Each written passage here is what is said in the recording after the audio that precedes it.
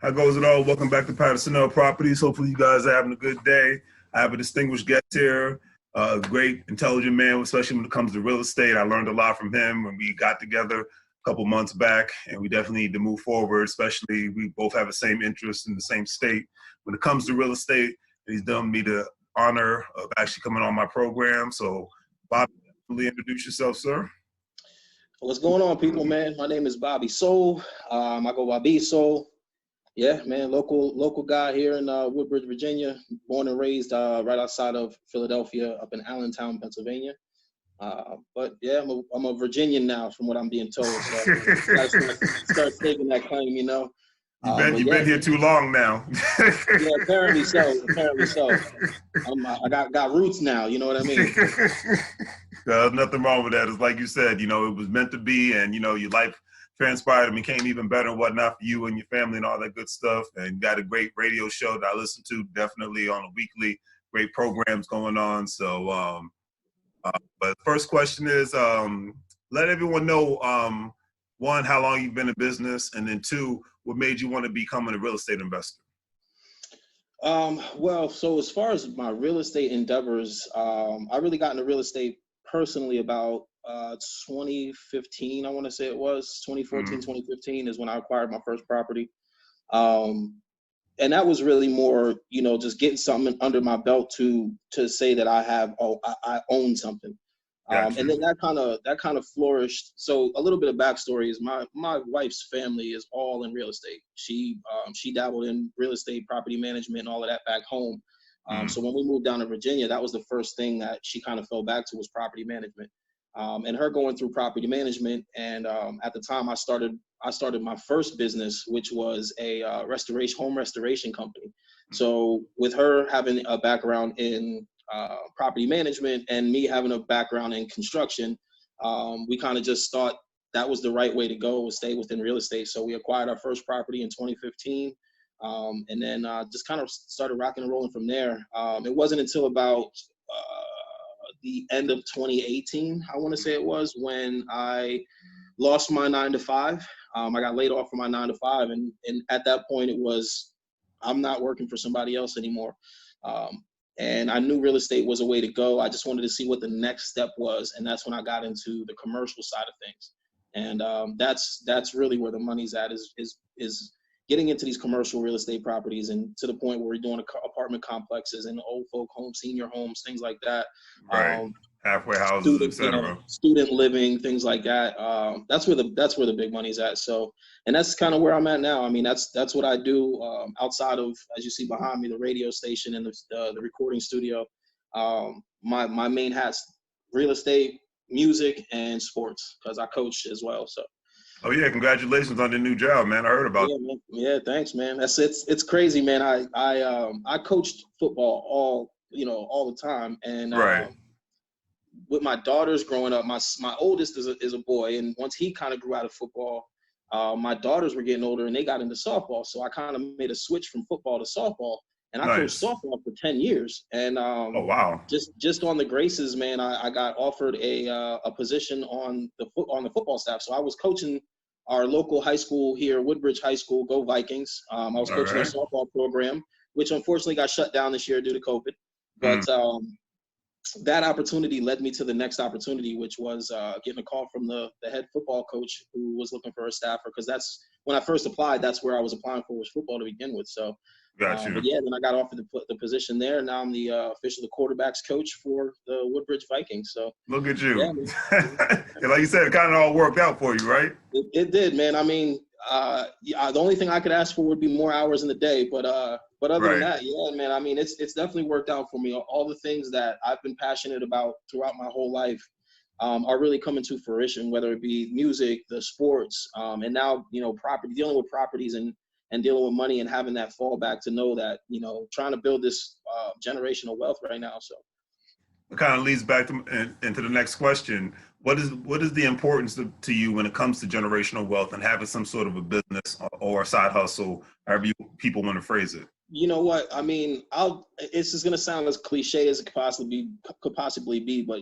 I came from a family who didn't have a lot. And I don't have a lot right now. It's not like I have a lot, but I have a lot more than my family did at this point in time. You know what I mean? So for me, man, this whole thing with generational wealth is just putting my kids in a position where, you know, they don't have to deal with the sufferings or the hardships that we had to deal with on, you know, this. Granted, I want my kids to deal with hardship. I want them to understand what the tough road of life is going to have, and I want them to be able to overcome obstacles and things of that nature. But those simple things in life, you know, the little things, the things that, you know, I went days, you know, we went without heat, we went without food sometimes, we went, you know, so on and so forth. So I don't want my kids to have to deal with any of that. I want that generational wealth to be, you're at that, you know, when you're born into this family, you kind of already set at that standpoint of you're going to be okay. Granted, the onus is always going to be on you, and hopefully generational wealth gets so big that I'm long gone, and then by that time I have no say on what really goes on with that money. But as it stands now, I still want my kids to work and work hard for what they want. But I just want them to be able to, you know, they're not going to have to deal with the stuff that I've dealt with in life. So, and that's really it for me. I mean, I can't think too far beyond. I mean, granted, I want to say things like, oh, I want my kids, you know, to have money. Right. Who knows where that comes? I just know I have 4 children. I want them to be good. And I hope that when they start having children, they're in a position that their kids are going to be good. That's about as far as I'm going to make it. I don't think I'll make it much more than that, though. And I think that's good enough, you know, because you set the standard from that level, and then you give them the torch and they take it from there. I mean, that Right. you're just leading by example, and then you have them lead by example, and then it should, you know, trickle down. I mean, Yeah, I'm going to have one bad seed eventually, but, you know, it trickles down for mostly everybody when the message is clear and consistent. And it seems like you always keep a clear and consistent message, whether it's with your family, whether it's on your programs that you do, whether anything else you're doing in life. So I think that's a good thing, because, you know, you say anything all day, every day, but if you're not actually implementing what you're saying, it doesn't mean anything. So very true. Please, in your opinion, please tell people the importance of investing in multiple investment vehicles such as stocks, bonds, and real estate, IRAs, 401ks, et cetera, and so forth. You know, I'm probably the worst person to ask that question or to say something, in all honesty, because I'm one who, you know, through trials and tribulations, you know, rises and falls, so on and so forth, successes and failures. I've gotten to a point where I'm a little cautious throwing my eggs in too many baskets. I want to kind of hone in on something, know it's a sure thing, and then just hit that thing full throttle. I respect that.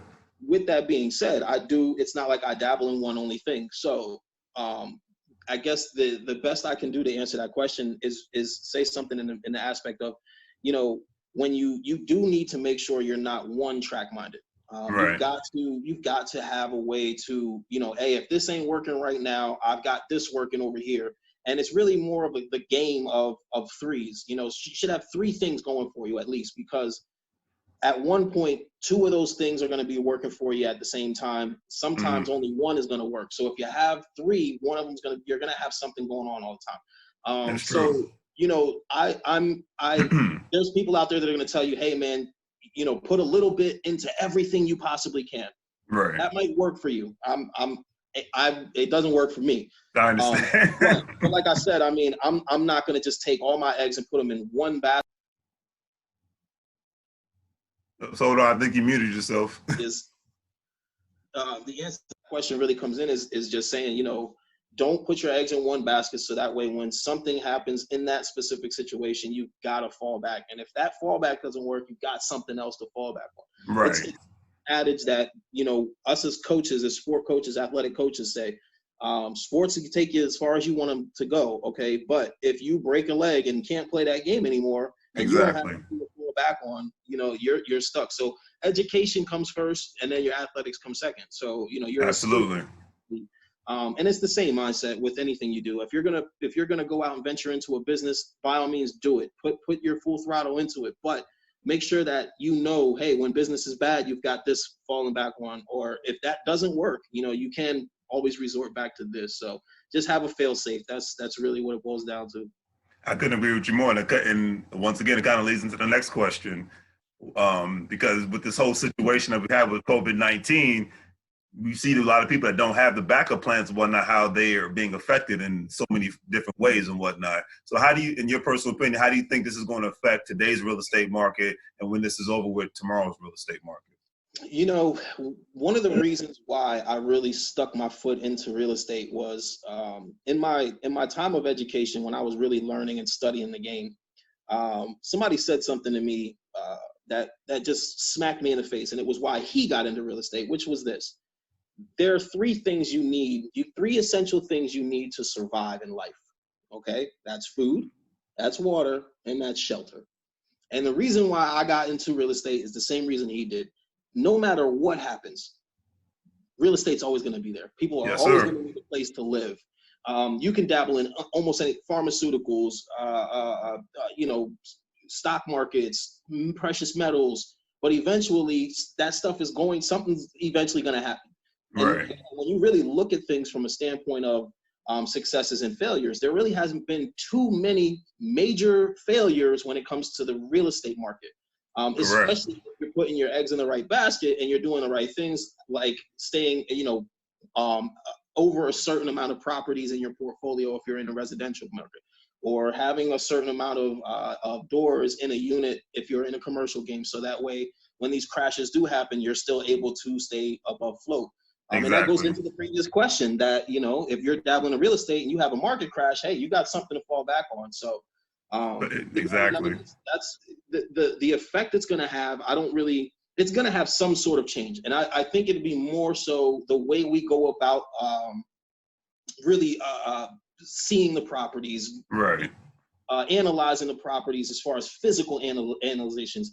Those things are going to alter a little bit, maybe. But when you think about it, all of these rules and regulations they're putting out there for COVID, they really don't coincide with the real estate market, because you're selling a building or a property. Right. It's generally a 1 or 2 or 3 person meeting. Even if you're getting into the paperwork part, there's not too many people in the room. So, you know, you can True. have a 5 person meeting right now legally. Put some Legally. masks on, state yourself, you're good. So the market itself, I don't think is going to change very much. You're right. You're Some right. of the strategies will change because you're going to have some very intelligent people who are going to find some very, I don't want to say deceptive, but some very intricate ways to manipulate the market, which are going Mhm. to change things for guys like you and I, where we're going to have Right. to change up our style a little bit. But other than that, man, and that's no matter what. I don't know if COVID's necessarily the case, but because that Right. stuff happens regardless. But it's just that this situation, you know, that's the one big thing I can see happening. I agree. And it kind of goes into the next question, because you and I have one thing in common. You know, we want to dip our toes in the commercial game, right? So the whole thing, you see a lot of companies, but we know in the area, that the market that we're trying to target, it might not affect as much, but you know what's going on as far as a lot of corporations having a lot of people work from home, right? Yeah, And well, I've been working from home the last 2 months, loving it, by the way. Uh, you know, I've seen 95 in a month, and I love that. I know that's right. You know, but they're saying a lot of corporations are, I mean, great example, Facebook, Google, and Twitter aren't planning on having their people come back to work until next year. So they're Yeah. talking about the prediction is a lot of corporations are going to start downsizing as far as a lot of commercial space, because if you think about it, dollars make sense. If you can save a lot of money not having as much commercial space in the future and have your workforce work from home and you only meet up every now and then, it kind of economically it works out for those specific companies. I don't, Sure. the major ones are always going to be like that, but you know, what is your opinion on that Well, I look at it this way. When future? it comes to, for me, when it comes to commercial real estate, you have a couple of sides of the game. Stuff like that you're talking about, office space, Right. you know, these corporations, that's more on the retail corporate side, the retail commercial side. So that stuff, yeah, there might be a hit there because, like you said, a lot more companies are going to be downsizing and Right. changing the way that they operate. So there will probably be a hit in that retail commercial side where you're looking for those storefronts or those office space and things like that. But when it Right. comes to the residential commercial side of things, which is kind of an oxymoron, but when it comes to Right. the living side of it, again, people are always going to need a place to live. And, That's you true. know, the thing that you think about too is that, okay, now they're going to start changing the way that they're doing these operations as far as these companies are concerned. So they're probably going to change pay structures, whether it be more or less, not sure yet. But Mm. hey, they start paying people more money. Hey, guess what? You're going to be upgrading your apartment soon. You're going to come look for a guy like me. So yes, sir. again, I try to look at it from a standpoint of, like you said, good point when it comes to what these companies and these corporations are going to do with their office space. That could be something where you got to worry. But I'm not necessarily focused on the retail side of things. Right. Granted, there's a couple of properties that I've investigated where you've got 4 or 5 units upstairs, and you've got maybe a laundromat or a business of some sort on the first floor. But those are those smaller, mom and pop shops. They're not the big Exactly. corporations. So Exactly. guys like Trump got to worry about stuff like that. It's about the size of it. And at the end of the day, if corporations are saving money, quote unquote, if they're saving money on commercial real estate, then that might open the door for them to pay their people even more. Happier employees, and we know most people, when they make more, they spend more. So boom, it leaves the door open for opportunity for people like us to even get more rent. Yep. And I'll tell you what, if you're out there in the retail commercial world, you might want to start re-upping on your leases there, because start putting them clauses in them leases. Because like you said, if a company's looking to move and make a change and downsize whatever within the next maybe 12 to 18 months, let's say, and they're looking at their contracts expiring in 3 years, hey, you know what? You jump in there, you try to reiterate that contract before they see what's coming, and lock them in, or figure yourself out to be, to put yourself in a safe position. I mean, it might even be a time where, if you really look at it, when you talk about market swings, if you're in the retail game, might be time to get out. If you've got big corporations like that have the opportunity to downsize, that's a part of the market that I don't dabble in too much. So I don't have too much advice for anybody, but I'll tell you, man, I mean, that's a scary thought, though. Yeah, because they're calling it now the stay-at-home economy. Because even when this thing's over with, how much confidence is there really going to be? People really want to go out and do certain things. Sure. I mean, they come and say, "Hey, July 1, everything is good, back to normal. Go do you." How many people are going to say, you know what? I mean, and it's a good thing that a lot of these companies are jumping out there and already announcing the stay-at-home work, the work-at-home orders until 2021, because, right. Like you said, September comes and they say, "Hey, everything is good." Who knows? That doesn't mean that things are going to change as far as economy is concerned. So, exactly. It's going to be an interesting 6 to 8 months for real. I agree on that one. And the crazy thing is, when it comes back to real estate, people are still closing deals. Companies are still selling. I mean, because virtual showings are just quadrupled now, obviously. Sure. And more homeowners trying to sell their properties. Like I was saying, I mean, much hasn't changed in the way of being in the way of operating as far as real estate is concerned. We're still able to do things. I mean, how many people have you talked to in your journey of real estate that buy sight unseen, never even seen the property, and they're buying so stuff? Many. These fix and flippers that are killing the game right now, that are going in and they're finding those desperate sellers that they're getting that undercut market where they're getting these properties at a penny on the dollar. They're going in there, they're just killing the game. That's right. You're absolutely right.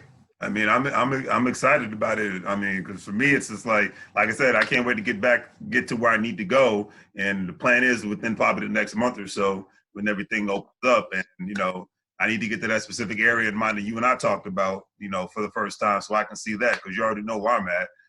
But yeah, between that and let's make sure we do. I mean, like us, we got to talk off air, but yes, sir, we do. Yeah, the world doesn't do that together, know. man, because I could take you into some. And as you know, I mean, that's my backyard, spots that I'm looking at. Where yes, sir. I've listened off air conversations. yes. And on that note, please let people know if they need to reach you, especially in regards to your show, because I know you're about to get into that now. I don't want to hold you up. I appreciate you doing this, really do. But yeah, let anybody know if they need to hit you up, because I heard you're even trying to have a new show now, right? On your own. Yeah, man. So basically, just trying to add more content to the radio station. Rhythmixradio.com, RYTHMIX radio.com. All independent hip hop. Go check us out, man. We've got a variety of live talk shows that we do. Speaking of the one that you were just referencing, I threw out a post on Facebook the other day. So I DJ. I've been DJing since I'm 8 years old, back in the 80s. Turntables, wax, vinyl, all of that stuff. Oh, the good stuff. So I get a lot of music. I do a show on Mondays that showcases 10 to 12 artists, specifically just those 10 to 12 artists. We play their songs, promote it, so on and so forth. I go on Facebook Live. You can check that out every Monday, 10 p.m. But I wanted to do something a little bit more for this independent scene. We get a lot of music, and not all of it can go on the station in rotation, whether it be, you know, not up to par on recording, just a little too, you know, it's a hip hop station, so there's going to be cursing, there's going to be this, that, and the other, but sometimes it's just a little too much. You know, we don't put that necessarily on there, but I still want to give those artists a shine. We play everything on shows, we just don't play everything in rotation. So what I want to do is take those songs that don't make rotation and just DJ like a club style, 2-3 hours, spinning them joints, you know, just killing the game, 2-3 hours on a you know, Facebook Live or something like that while it's broadcasting live on Rhythmix Radio. Just something to do where I can, you know, really give these independent artists some shine, as much shine as possible, you know. With the other, so I do 2 shows. I do my Monday show, No Tomatoes, and then I do my show tonight, which is at 7 p.m. called This, That, and the Third with my partner G to the I to the O. Where we basically sit down, we don't plan anything, we don't talk about what we're going to talk about throughout the week. We literally sit down and just start rattling off for a couple hours, and it's the craziest show ever. It's great stuff. But great, good content. Music. Yeah, it is. We showcase artists, we do interviews and things like that on that show as well. But again, it's generally, you know, selective, where it comes down to one artist, or we're playing 2 or 3 different artists' music. Where I want to do this show 2-3 hours long, where I'm playing, you know, I might get 60-70 artists throughout that evening where we're just playing this music and really build this thing as a, you know, like I said, a kind of a club scenario. Just a lot of my old DJ friends have lives that they're doing where they're just kind of spinning records or whatever, doing their thing. I want to take it that step further, where we're doing it on the radio station, we're doing it with just the independent artists, and really just kind of kill the game, something new for the artists to do. I like that. And like I said, I got a question in regards, are you planning on taking the show anywhere on the road anytime soon? Gathering with other artists and things of that nature around the country? Or so right before this whole COVID thing really kicked in, me and a gentleman named David Body, we kind of linked up. Reaper X is his rap name. Go check him out. He's got a lot of stuff. He just had a track with Lil Wayne. He got a track with 2 Chainz right now. So he's doing nice. But he's a Northern Virginia artist as well. But me and him linked up. He was doing these basically a once a month showcase for a company called Next to Rise, where they were giving out, you know, cash prizes, features with labeled artists, things of that nature. Where, you know, I think we had maybe 3 of them before the COVID thing kicked in. So we were really just trying to create an avenue to exploit artists, give them an opportunity to come out, perform, give them a contest, something to win, whether it be a cash prize or a feature with, you know, a Lil Wayne track or something like that. Right. So just, you know, constantly trying to keep these independent artists, you know, giving them something to exploit them and give them an avenue. I mean, that's why I created the radio station, a worldwide global platform. We are streaming in over 25 countries. Nice. You know, we're giving artists an opportunity to be heard all over the world, which is really cool, because I've had an opportunity where I had a rapper in Germany who ended up linking with a producer in Australia. They made a song together. That happened because of Rhythmix Radio, and that's really the thing that I really wanted to do, was give these artists a platform to put themselves out there, connect with each other, make music where it might not have been, that opportunity might not have been there before. So that's you need more. And you need more good positive platforms like that, especially with all the crazy ratchetry that's going on. I'm not even gonna get into it, but you know where I'm going with that. So need some good that's why I listen to your show, because it's good positive energy. Because it's so positive energy out there. Sometimes you just want to log out of your social media and call it a day. So good positive energy, man. Appreciate that. Real talk. No doubt, man. I mean, and as I say 100 times, man, it's all about, you know, you guys, the listeners. It's all about you guys, the artists. I mean, without you, there is no us. So it's really thank you to you guys. You know what I mean? Absolutely, man. Appreciate that. And on that note, folks, please like and subscribe. Check out the channel. If you're interested, check out his show, definitely, or shows, because he's got multiple things going on. And if you want to become a gold investor with me, join the Care Bars family. It's free. Get with me and we'll discuss even more later. All right? Take care.